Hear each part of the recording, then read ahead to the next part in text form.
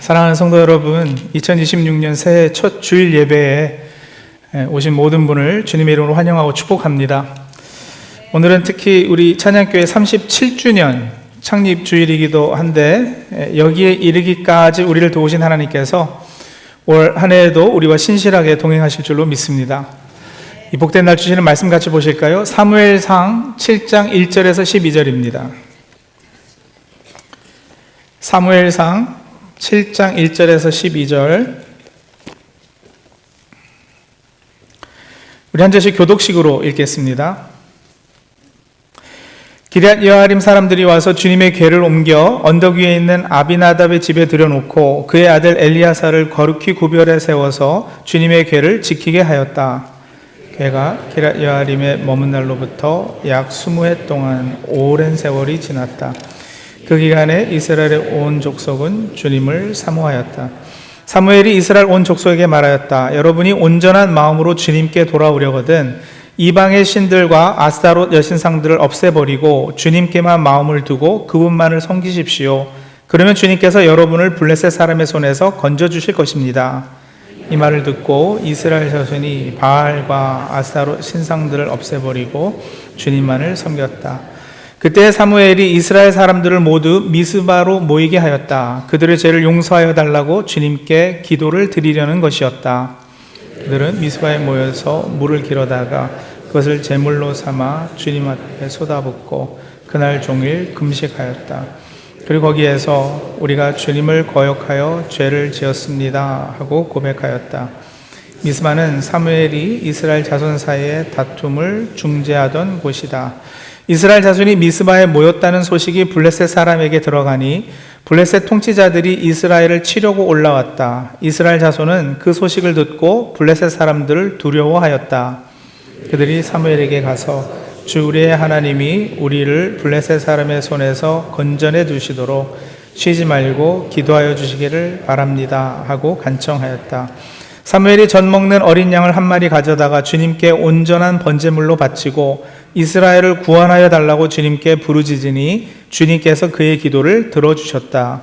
사무엘이 번제를 드리고 있을 때에 블레셋 사람이 이스라엘과 싸우려고 다가왔다. 그러나 그때에 주님께서 큰 천둥 소리를 일으켜 블레셋 사람을 당황하게 하셨으므로 그들이 이스라엘에게 패하였다. 이스라엘 사람이 미스바에서 나와서 블레셋 사람을 뱃갈 아래까지 뒤쫓으면서 무찔렀다. 사무엘이 돌을 하나 가져다가 미스바와 센 사이에 놓고 우리가 여기에 이르기까지 주님께서 우리를 도와주셨다 하고 말하면서 그 돌의 이름을 에벤 에셀이라고 지었다. 아멘.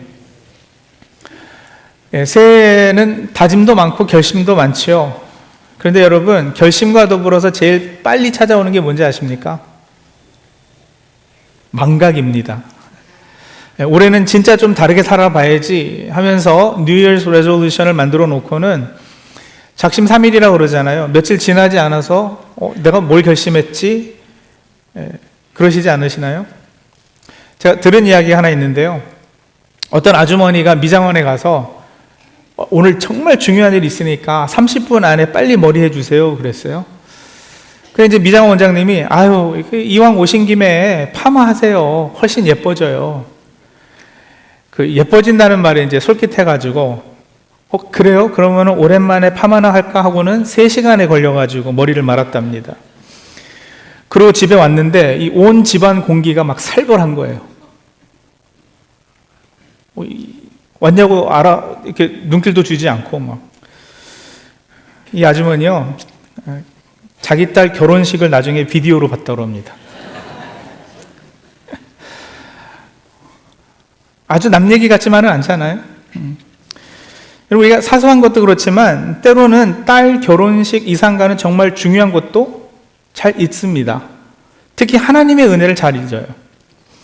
오래전에 제가 목사 안수 받는 과정에 필요해서 Clinical Pastoral Education이라고 그 일종의 그 병원 가가지고 채플랜시 교육을 받은 적이 있어요. 그때 치매 환자들을 여러 대 했는데 그분 한 분이 십자가를 늘 이렇게 손에 쥐고 다니시는 거예요. 근데 이제 제가 목사 후보생이라고 그러니까 이분이 자기가 치매 걸렸는데 자기가 너무도 사랑하는 예수님마저 잊게 될까봐 두려워서 십자가를 항상 이렇게 손에 들고 다닌다 이러시더라고요. 그게 충격이기도 했고 엄청나게 감동이기도 했습니다. 그래서 그때부터 저도 주님, 제가 나이가 들고 기억력이 떨어져도 주님만은 잊지 않게 해주세요 하고 이제 간혹 기도하는데, 근데 여러분, 기도는 그렇게 하지만 아직 기억력에 큰 문제가 없음에도 우리는 너무도 자주 주님의 은혜를 망각하며 살아갑니다. 은혜를 망각하고 하나님을 잊어버리는 영적 건망증, 영적 치매는 사실 저만의 문제는 아니고요, 성경에 계속해서 등장하는 주요 주제입니다. 성경에는 하나님께서 끊임없이 이스라엘을 향해서 기억하라, 기억하라 이렇게 명령하시잖아요.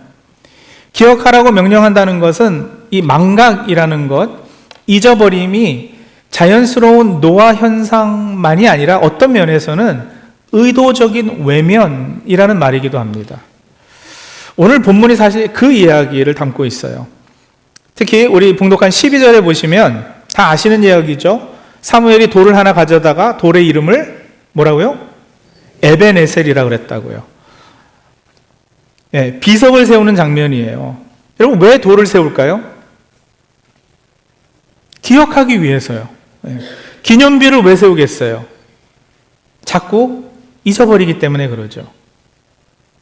자, 근데 이제 사무엘이 이 에벤에셀 비석을 세우는 이 일을 그냥 뜬금없이 갑자기 그렇게 한 건 아니에요. 이 본문이 뭐 갑자기 등장한 건 아니잖아요. 그 앞에 아주 긴 과정이 있었어요. 뭘 그렇게 자주 망각했기에, 무엇을 잊지 않으려고 돌을 세워서 기억하려고 했을까? 기념비를 세우기까지의 과정을 오늘 본문의 흐름을 따라서 제가 세 단어로 정리를 해보았는데요. 첫 번째는 변두리입니다. 그리고 미스바, 그리고 에벤에셀이에요. 자, 우선 1절 전반부를 다시 보시면, 여러분, 이 구절을 읽으면서 뭔가 좀 이상하다 느끼셔야지 돼요. 기랏 여아림 사람들이 와서 주님의 궤를 옮겨 어디예요? 언덕 위에 있는 어디요? 아비나답의 집에 들여놨다. 자, 이 여호와의 궤 혹은 언약궤로도 부르고 법궤라고도 부르잖아요. 이건 하나님의 임재를 상징합니다. 하나님의 보좌를 나타내는 거예요. 근데 이 하나님을 상징하는, 하나님의 임재를 상징하는 성물을 지금 어디에 모시고 있다고요? 기럇 여아림 언덕 위에 있는 아비나답이라는 사람의 집에 모셨어요. 자, 근데 상식적으로 여러분, 여호와의 궤는 어디에 있어야 옳아요? 하나님의 집에 있어야 옳죠, 그죠? 예루살렘이에요. 그러니까 성전은 짓기 전이에요, 사무엘상은. 하지만 성막, 적어도 백성들의 그 중심, 삶의 중심인 예루살렘에 있어야 되지 않겠어요? 물론 오늘 본문 보시면 아비나답이 아들을 거룩하게 구별해서 궤를 지키는 일을 맡기긴 했지만, 근데 아비나답하고 아들 엘리에셀이 그 책임을 맡아야 하는 레위인인지는 성경 어디에도 밝히고 있지 않습니다. 사람들은 그냥 이렇게 이 일을 맡았으니까 레위인이겠지 하고 그냥 assume하고 그렇다라고 이야기하는 목사님들도 적지는 않은데, 아니에요, 여러분. 그거 몰라요. 아마 아닐 가능성이 더 커요.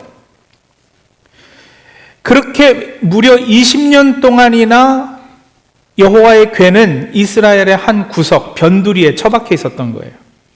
이게 무슨 말이냐? 이런 장면에서 영적으로 상징적인 어떤 의미가 있지 않겠느냐고요. 사실 사무엘 4장에서부터 오늘 읽은 7장 1, 2절까지는 법궤 이야기라고 제목을 붙일 수 있을 만큼 이 법궤의 움직임을 따라 이야기가 전개되고 있습니다. 그 흐름을 짧게 정리해보면 이렇거든요. 이스라엘이 블레셋하고 전쟁을 하는데 패배해요. 그래서 실로에 있던 법궤를 블레셋하고 전쟁할 때 가져나가기로 이렇게 결정을 합니다. 예전에 법궤를 앞세워서 전쟁에서 승리한 적이 있거든요. 여리고성 무너질 때도 법궤 메고 갔었잖아요. 그 생각을 했던 거예요. 그런데 그렇게 해서 법궤를 앞세웠음에도 블레셋과 전쟁에서 또 져요. 그리고는 전리품으로 블레셋에게 이 궤를 빼앗겨 버리는 거예요. 블레셋은 궤를 자기네들이 섬기는 그 뺏어가지고는 다곤 신전에 두게 되는데, 다곤 우상이 이 법궤랑 같이 있으면서 이게 넘어져가지고 파괴가 되죠. 가지고 여기다 두면 안 되겠다 싶어가지고 블레셋 마을 중에 하나인 아스돗이라는 동네에 두었는데 거기에 이제 종기 재앙이 막 생겨버려요. 가지고 여기도 두면 안 되겠다 해가지고 가드로 옮겼는데 거기도 또 종기 재앙이 생겨요. 여기도 안 되겠다 싶어가지고 에그론이라는 곳에 옮겼는데 거기도 또 종기 재앙이 생겨가지고 블레셋이 큰 공포에 빠집니다. 가지고 결국에는 안 되겠다 싶어가지고 얘다 다시 가져가라 해가지고 궤를 돌려보내기로 결정을 하고는 이스라엘 영토인 벳세메스로 가지고 이렇게 오게 되죠. 이스라엘 사람들이. 그런데 여러분, 이 벳세메스 사람들이 궤 속을 들여다보면 안 되는데 이걸 이제 들여다보고 그것 때문에 많은 사람들이 죽게 돼요. 그러자 벳세메스 사람들이 두려워서 결국은 이 궤를 오늘 7장 1절이죠. 기럇 여아림으로 옮기게 되는 거예요. 여러분, 한때는 이 궤를 하나님의 임재의 상징으로 여기고 이스라엘이 정말 소중히 여기던 때가 있었어요. 전쟁을 나가도 제일 앞서서 모시고 함부로 그 궤에 손을 댈 수도 없이 거룩하게 여겼어요. 그런데 블레셋하고 이걸 앞세워서 전쟁했는데도 졌잖아요. 전쟁이 진 것뿐만 아니라 궤도 빼앗겨 버렸잖아요. 그쯤 되면 이 사람들이 좀 알았어야 되는 거예요. 뭘요? 이 나무 상자 자체는 무슨 큰 신통력이 있거나 그런 것이 아니구나. 이것이 상징하는, 이것이 우리에게 가르쳐주는 이 하나님과의 관계, 하나님께서 나와 함께 하신다는 그 사실, 그것이 이 궤를 앞세우는 것의 핵심이어야 되는데 그 사실은 망각하고 이 언약궤를 일종의 부적같이 취급하고 말았던 거예요. 그러다 보니까 법궤가 다시 이스라엘 영토로 돌아왔음에도 이스라엘이 어떤 결론을 내리느냐? 이거 뭐 별로 쓸모없네. 큰 도움이 안 되네. 신통력이 없네. 괜히 거치적거리기만 하고. 그런데 또 아주 막 버리기는 애매하잖아요. 그러니까 어떻게 해요? 아주 가까이도 두지 않고 버리지도 않고 그냥 멀찌감치 거리를 두고 떨어져 있게끔. 그래서 예루살렘 성막 이게 아니라 언덕 위에, 변두리 지역의 언덕 위에 한 개인의 집에 모셔놓고는 20년을 지내는 거예요. 그래서 여러분, 이게 오래전 이스라엘만의 이야기가 아니잖아요. 오늘 우리의 자화상이진 않나요? 우리 성도님들 신앙의 여정을 한번 되돌아보시라고요. 개인의 내 삶의 법궤의 움직임은 어디서 시작해서 어디로 이렇게 움직여 왔던가. 처음 주님 만났을 때 혹은 삶의 큰 풍랑 앞에 섰을 때 우리 얼마나 간절했어요. 주님 앞에 엎드리고 매달리고 기도가 응답되는 그 기쁨과 말씀에 순종했을 때 일어나는 막 믿음의 역사들 맛보기도 했잖아요. 주님과 첫사랑 기억나시나요? 그러다가 그 은혜의 기억들이 시간이 지나면서 조금씩 변질되기 시작했어요. 하나님께 집중하기보다는 응답받았던 그 장소나 방식 혹은 힘이 되었던 누군가의 기도, 어떤 목사님, 사람 더 집착하게 되는 경우들이 있죠. 그러면서 내가 전에 이렇게 해서 응답받았으니까 앞으로도 이렇게 하면 잘 될 거야 라는 공식에 갇혀버리기도 하고요. 또 교회라는 조직에 속해서 신앙생활 하다 보면 여러분 어느 순간 하나님보다 사람이 더 커 보이기도 해요. 또 사람과의 관계가 틀어지면서 은혜는 점점 옅어져 가기도 하고요. 그뿐인가요? 우리가 미국에서 이민생활하는 무게가 절대 가볍지 않잖아요. 서툰 영어, 불투명한 취업, 뜻대로 풀리지 않는 사업체, 자녀 교육. 특히 지난 한 해 우리 성도님들 가운데는 정말 삶의 파도로 말로 다 표현할 수 없을 정도로 힘든 분들도 계셨어요. 근데 정말 가슴 아픈 것은 그렇게 힘들 때 신앙이 당장 눈에 보이는 해결책이 되어주지 않는 것처럼 보였다라는 거예요. 예수 믿는다고 안 되던 가게가 갑자기 문정성시를 이루는 것도 아니고, 교회 다닌다고 질병의 위협에서 자유해지는 것도 아니고, 세상과 타협하지 말고 말씀대로 살려고 노력해보지만 이 밀려오는 블레셋 같은 세상의 유혹과 현실의 벽 앞에서 우리는 자꾸 무릎을 꿇고 말아요. 신앙이 현실적인 삶에 별반 도움이 되지 않는다는 생각이 이렇게 마음에 자리 잡아가기 시작할 때 우리는 위험한 선택을 하죠. 어떤 선택이요? 하나님의 임재, 삶의 중심에서 자꾸 이렇게 좀 밀어내서 변두리로 옮겨버리는 거예요. 여전히 신앙은 있으니까, 그죠? 아예 뭐 이렇게 벗어버리고 그러진 못해도 그냥 적당히 이렇게 거리를 둔. 그렇게 하나님을 변두리에 둔 채 세월은 자꾸 흘려서 어느덧 20년. 어느 순간 말씀 묵상은 멈췄고요. 기쁨으로 감당하던 봉사는 짐이 되었고요. 예전에는 집하고 거리가 멀어도 사모함으로 달려왔던 이 예배의 자리가 이제는 가까이 살아도 이런저런 핑계로 매번 늦거나 빠지는 형식적인 자리가 되어버린 그런 영적 타성에 젖어 있지는 않으세요? 이게 바로 우리 사무엘상 7장에 등장하는 이스라엘의 모습이고 어쩌면 오늘 우리의 솔직한 모습일 수도 있겠습니다. 하나님의 궤, 그분의 임재를 성막 중심이 아닌 언덕 위 누군가의 집에 들여놓고 방치했던 그들처럼 우리도 주님을 내 삶의 변두리에 모셔두고 있지는 않은지 우리 한번 정직하게 돌아보시기를 원합니다. 하지만 여러분, 복된 소식을 전합니다. 우리 하나님은 택하신 주의 백성을 그냥 그러고 살도록 내버려 두지 않으세요. 20년 참으시지만 그죠? 아주 참지 않으신다고요. 2절 끝에 보세요. 이 기간에 이스라엘의 온 족속은 주님을 어떻게 했다고요? 사모하였다 이랬어요. 근데 여기 이제 하나님이 백성 마음에 사모함을 주시는데 사모하다로 번역된 이 히브리어 단어는 슬피 울다, 애곡하다 이런 뜻이에요. 그러니까 신세를 몹시 한탄하거나 과거의 잘못을 깊이 뉘우쳐서 크게 울면서 부르짖는 행위. 이게 여기에 쓰인 그 단어이거든요. 그러니까 왜 개역개정하고 우리말 성경은요, 세 번역이 같이 다 사모하다로 번역했는지 저는 잘 모르겠어요. 그 표현보다는 오히려 비탄하다, 슬피 울다, 울면서 부르짖다 이렇게 하는 게 더 정확해요. 그러니까 하나님 없이 하나님을 멀리 두고 살아가는 그 비참한 현실 때문에 이제는 하나님 없이는 안 되겠습니다 하고 하나님 앞에 엎드리며 울부짖었던 상태를 말하는 건데, 여러분, 하나님을 변두리에 모셔두었고 무관심했던 이스라엘이 갑자기 이렇게 기특한 마음이 생길 리가 없어요. 영적 죽음 상태에 있던 그들에게 하나님이 먼저 찾아오셔서 거룩한 불만족 그리고 영적 갈급함, 이걸 심어주신 것이죠. 우리 개혁주의 장로교 신앙에서는 회개할 마음조차 하나님이 주신 은혜의 선물로 이해합니다. 우리가 하나님을 찾기 전에 하나님이 먼저 우리를 흔드시는 거예요. 세상과 타협하고 살다가 성령의 지적하심과 신앙 양심의 가책을 받을 때가 있어요.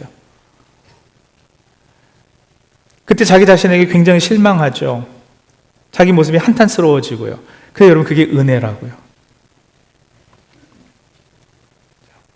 그때 우리는요, 하나님 이게 뭡니까? 한때는 제가 그래도 열심히였는데 왜 이렇게 되었을까요?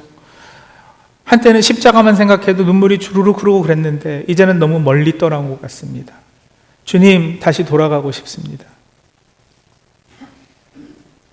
우리 그 찬송가 아시잖아요. 나 주를 멀리 떠났다 이제 옵니다.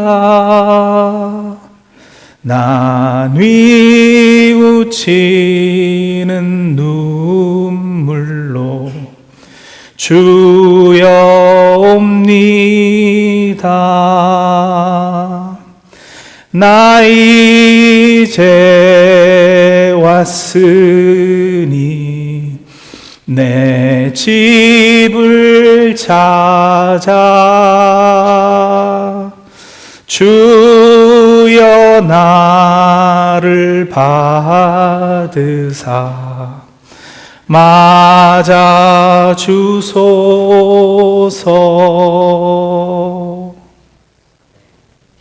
백성에게 그 마음이 생기자 사무엘이 이렇게 말합니다. 3절에 여러분이 온전한 마음으로 주님께 돌아오려거든 이방의 신들과 아스타롯 여신상들을 없애버리고 주님께만 마음을 두고 그분만을 섬기십시오.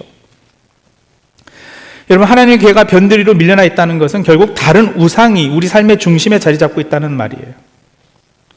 그래서 사무엘의 첫 마디가 이방 신들, 우상들을 없애버려라.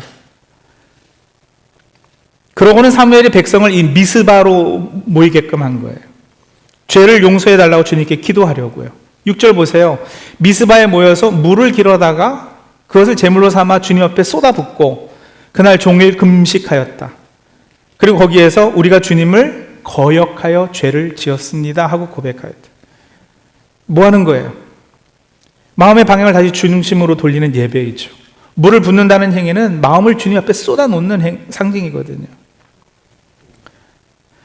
근데 여러분, 이렇게 영적으로 새롭게 결단하고 이제 정말 말씀대로 살아야지 할 때 생기는 일이 꼭 한 가지가 있어요. 그게 뭐냐? 마귀의 공격이요. 이스라엘이 미스바에 모였다는 소식을 듣고 블레셋이 쳐들어오거든요. 예배 드리고 회개하는데 위기가 닥친 거예요. 이거는 정말 공식 같아요. 우리도 그래요. 뭐 좀 한번 마음 먹고 신앙생활 제대로 해보려고 그러면은 이런 일 터지고 저런 일 터지고 이렇게 해서 마음이 흔들리고 저렇게 해서 핑계가 생기고 말이죠. 그래서 여러분, 이때 사무엘이 뭘 하느냐? 칼을 들고 그 블레셋에 맞서서 싸우려 나가지 않고요. 대신 어린 양 한 마리를 온전한 번제로 드려요. 이게 무슨 뜻이겠어요? 내 의지로 내가 싸우겠다 혹은 세상 방법으로 부딪혀 보겠다, 이게 아니었다라는 거죠. 뭐예요? 다시 예배 자리로 돌아가는 거예요. 다시 하나님 방법에 의지하겠다고 작정하는 거예요.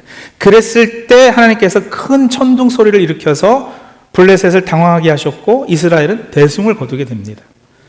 그러니까 여러분, 우리가 위기가 찾아올 때는 블레셋이 강해서 우리가 힘들어지는 게 아니에요. 우리가 하나님께 온전한 예배, 진정한 영과 진리의 예배를 드리지 못하기 때문에 문제가 생기는 거예요. 마귀가 여러분 힘이 세요? 그렇긴 해요. 그래도 십자가 앞에서, 그리스도의 보혈 앞에서는 꼼짝 못하는 것들이 마귀요 귀신입니다. 믿으십시오.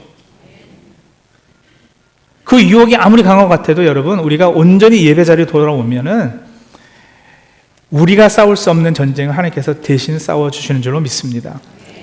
이렇게 전쟁에서 승리한 후에 사무엘이 하는 행동이 이제 오늘 설교의 결론인데, 다시 12절로 돌아왔어요. 돌을 하나 가져다가 우리가 여기에 이르기까지 주님께서 우리를 도와주셨다 하고 그 돌의 이름을 에벤에셀이라 지었다고요. 자, 왜 돌을 세운다고요? 기억하려고요. 자꾸 잊어버리니까. 과거를 돌아보고 교훈을 얻어서 미래를 내다보며 결단하기 위해서 눈에 보이는 증거를 세우는 거예요. 여러분, 오늘 교회 창립주일이고 새해 첫 주일인데 오늘 우리도 그렇게 하시죠. 돌 하나를 가져다가 세우시는 거예요. 다시 하나님을 변두리로 밀어내지 않겠다라는 표지, 다시는 은혜를 망각하는 영적 치매로 살지 않겠다라는 표지 세우시자고요. 여러분, 이 돌은 단지 감동적인 기념품이 아니라 이 돌에는 구속사적 방향이 있거든요. 사무엘이 드린 번제의 어린 양은 궁극적으로 하나님의 어린 양 예수 그리스도를 가리킵니다. 그러니까 우리 새해 결단을 해서 하나님을 움직이는 게 아니고요. 그리스도의 피가 우리를 다시 살리고 그 은혜가 우리를 다시 돌이키게 하는 거예요. 그렇다면 이 돌의 정체는 더 분명해지죠. 이 돌, 어떤 돌일까요? 시편 118편 22절에 보면은 이런 글이 있어요. 집 짓는 사람이 버린 돌이 집 모퉁이의 머릿돌이 되었다. 그리고 신약에 들어와서 에베소서 2장 20절에는 그 그리스도 예수가 모퉁이 돌이 되신다, 이렇게 해석을 해요. 베드로전서 2장 6절도요. 보아라, 내가 골라낸 귀한 모퉁이 돌 하나를 시온에 둔다. 그를 믿는 사람은 결코 부끄러움을 당하지 않을 것이다 하셨습니다. 이 돌이 예수님이란 얘기가 아니라 여러분, 이 돌이 가리키고 예표하고 상징하고 있던 것이 바로 모퉁이 돌 대신 예수 그리스도시다라는 거죠. 그러니까 우리 진짜 에벤에셀은 여러분 십자가예요. 우리가 자꾸 변두리로 밀어내려 버렸던 그 하나님께서 오히려 우리를 살리시려고 그 아들을 내어주신 사건, 십자가 사건. 그러니 그 은혜에 이제는 믿음으로 반응하심이 어떠실런지.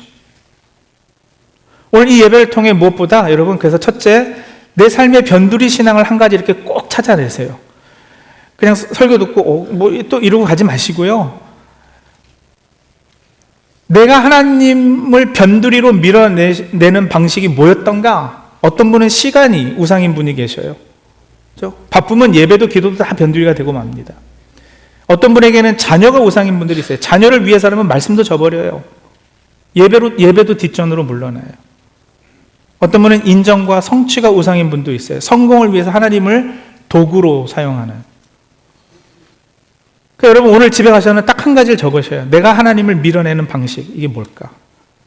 하나님은 변두리로 이렇게 물러나 계시고 내 삶의 중심을 차지하고 있는 것이 도대체 뭘까? 그 거짓 신, 그 거짓 우상, 그거의 정체를 알아야 깨부실 수 있어요. 두 번째, 올해 루틴 하나를 미스바 루틴으로 바꾸시기 바랍니다. 미스바는 자리였잖아요. 어떤 자리요? 백성이 함께 모이는 자리, 말씀 앞에 서는 자리, 마음을 쏟아낸 자리, 어린 양을 번제로 드리는 자리. 그 자리가 중요해요, 여러분. 기도의 자리, 말씀을 정보나 지식으로 읽지 않고 회개와 믿음으로 읽는 그 자리, 공동체 예배를 절대 가볍게 두지 마시고요. 이 자리에 늘 모이기를 힘쓰는. 그래서 올해는 내가 열심히 해서가 아니라 예배가 나를 살리는구나, 이 경험을 다 하시기 바랍니다. 그리고 세 번째, 블레셋이 올라오는 순간에 무서워서 공포에 떨고 도망하지 말고 제단을 세우시는 거예요. 오늘 말씀 듣고 결단해 보세요. 새해 결심들, 신앙의 결단들을 해보세요. 분명 마귀가 공격해 옵니다. 그때 우리는 역시 안 되는구나, 또 포기하고 대충 타협하지 이러면서 세상과 짝하는 생활을 계속 이어가요. 아닙니다. 그때 제단을 세울 때입니다. 그때가 어린 양을 바라볼 때, 그때가 십자가로 도망할 때예요. 주님, 제 힘으로 싸우지 않겠습니다. 내 의지력을 발휘해서 블레셋을 맞서지 않겠습니다. 주님의 십자가 대속만 붙들겠습니다. 그 기도가 미스바의 심장입니다. 그러고는 여러분, 에베네셀, 돌을 하나 가져다 세우십시오. 돌을 세운다는 건 난 다시는 잊지 않겠다고 작정하는 거 아니겠어요? 근데 구체적으로 하세요. 핸드폰 배경화면에 에베네셀을 좀 적으신다든지, 잘 보이는 달력에 표시를 하셔서 집에 작은 십자가를 더 눈에 띄는 곳에 두셔도 좋겠고요. 아니면 정말 한번 좀 해보세요. 예쁜 자갈돌 하나 가져다가 에벤에셀 이렇게 적어가지고요, 잘 보이는 가족 사진 두는 데다가 딱 한번. 부적을 만들라는 얘기가 아니라 우리는 늘 건망증에 시달리기 때문에 그것을 리마인드 해줄 매개차 하나를 세우자라는 거예요. 이거는 성경적으로 잘못된 일이 아닌 거예요. 사무엘이 그렇게 했고 이스라엘 백성이 그렇게 했고요. 우리도 그렇게 하자고요. 에베네셀 기념일은 무엇보다 기억의 훈련이잖아요. 성도님들, 하나님을 잊어버린 영적 치매는 어쩔 수 없는 노화 현상이 아닙니다. 우리가 의도적으로 하나님을 멀리했기 때문에 생기는 결과일 수 있어요. 그러니 더 이상 하나님의 임재를 인생의 변두리에 두지 마십시오. 지난 한 해도, 지난 37년간 우리를 지키셨던 하나님은 2026년 올 한 해도 신실하게 우리와 동행하실 겁니다. 여기까지 도우셨다는 고백은 앞으로도 도우실 것이다라는 확신이기도 하거든요. 기도하시죠.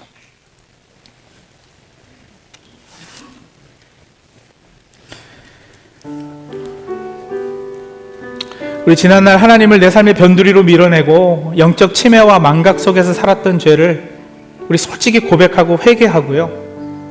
2026년 새해에는 오직 주님만을 삶의 중심, 내 인생이라는 건축물의 몰입돌로 모시고 에베네셀의 은혜를 기억하며 살게 해주시옵소서. 우리 그렇게 기도하시겠습니다.